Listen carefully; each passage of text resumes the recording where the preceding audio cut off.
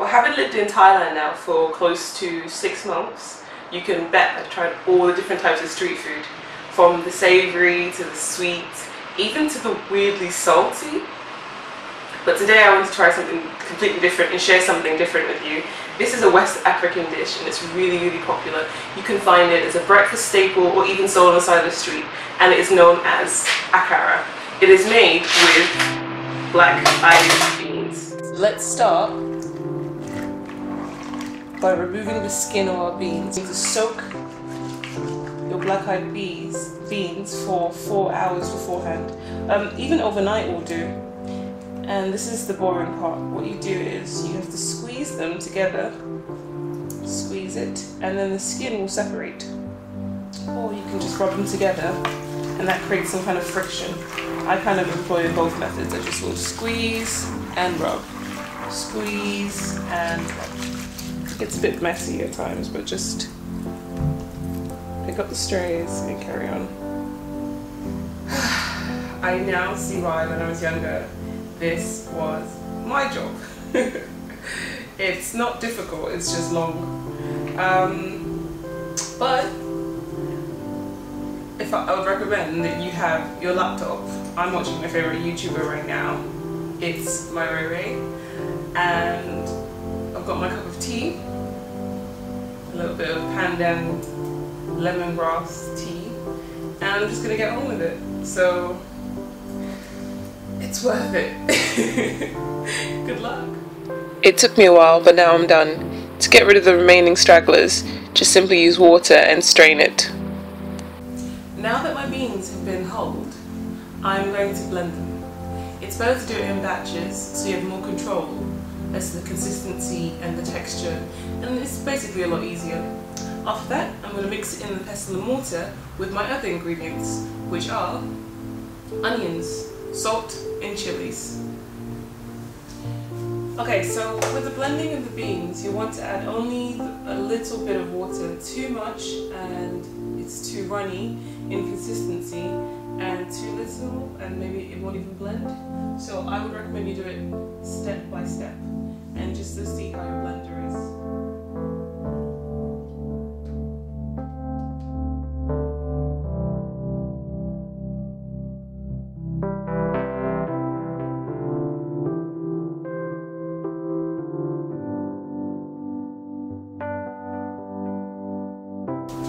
So now that it's fully blended, I'm left with a really thick but creamy bean paste.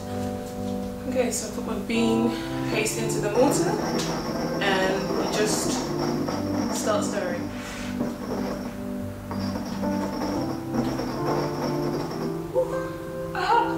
My arms! God. It's the price you pay for making things traditionally. Now you can add your salt. I don't know why, but it is the very last thing you should add into your akara. Apparently it stops it from keeping its shape if you add it too soon. Okay, so the trick I'm going to use is with 2 spoons. I'm going to take it on one, slot it on the other, make a nice little scoop, and then slot it in. So that's one, keep it on the other, and then slot it in. That way they simply float on the top but keep that lovely shape.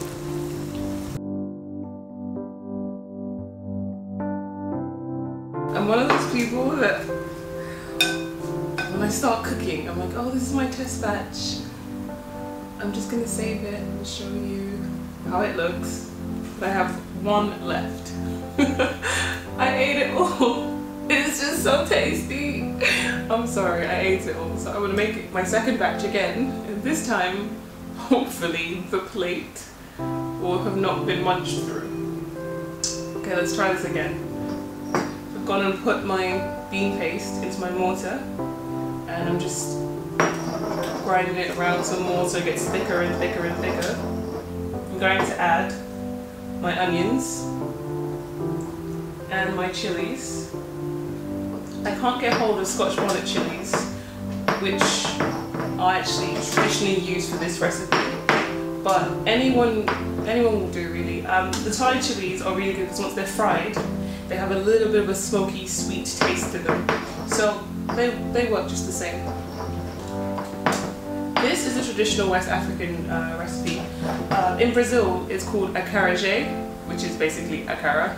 And apparently only holy men can make it in Brazil. It's such a simple recipe, but it's so good. I mean, considering I have like one left, which I'm actually going to eat right now.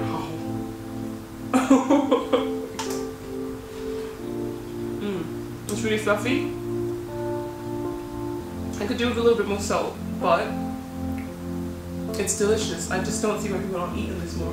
It's like a Chinese bun, but like a fluffier, nuttier Chinese bun.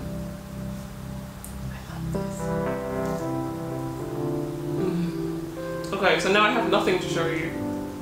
Uh-oh. Take two. I have to admit that I got a bit carried away with all that eating. But can you blame me? Akara is the quintessential street food. It's usually paired with porridge, fried yam, or even plantain. But I've decided, because I can't get my hands on any of those things, to pair it with salted coconut sauce. I've left the link and descriptions all in the box below. Please feel free to go on my website www.SheDoesLiving.com for this recipe and others featured on my channel. Thanks for watching. Bye!